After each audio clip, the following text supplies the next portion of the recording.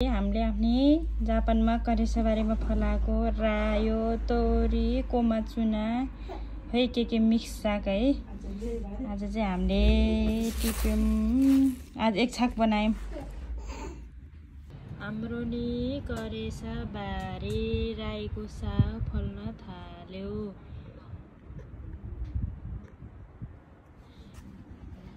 लसुन पनि 2-4 पत्ता भयो। यो चाहिँ एउटै ठाउँमा मुठा भएर फुल्न थाल्यो। यो चाहिँ धनिया ठुलो भएर फुलिसक्यो। यो टमाटर फुल्न थाल्यो अनि यो धनिया उम्रिँदैछ हाम्रो पनि है गाइज।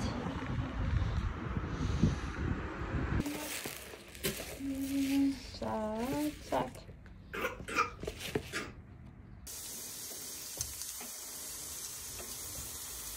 ओ त्यो छिटो जान लाग्यो। ओ ढाकेले छोप न।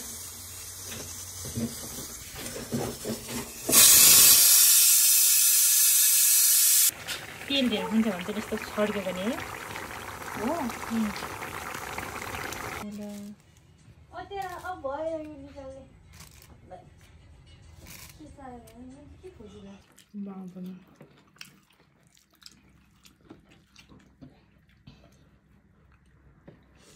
सेल चाहिँ किन पल पऱ्यो थाहा भएन, तर यस्तो मिठो छ कि है। यस्तो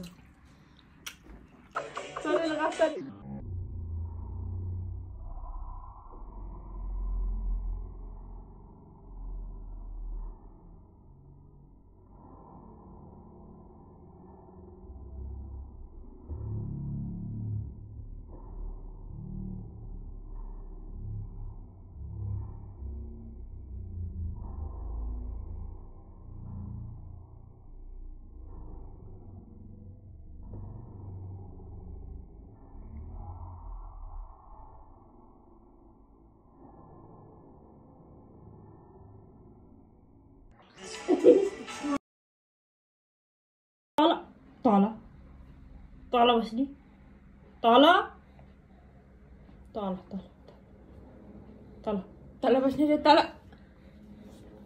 पछि गर्नुस्। गुड ताले तल तल न न न न आन्टीले गराउँछ है। आन्टीले के गर्नु कसरी भात खानुस् न। तल तल तल तल पत्याएन अब मासु आन्टी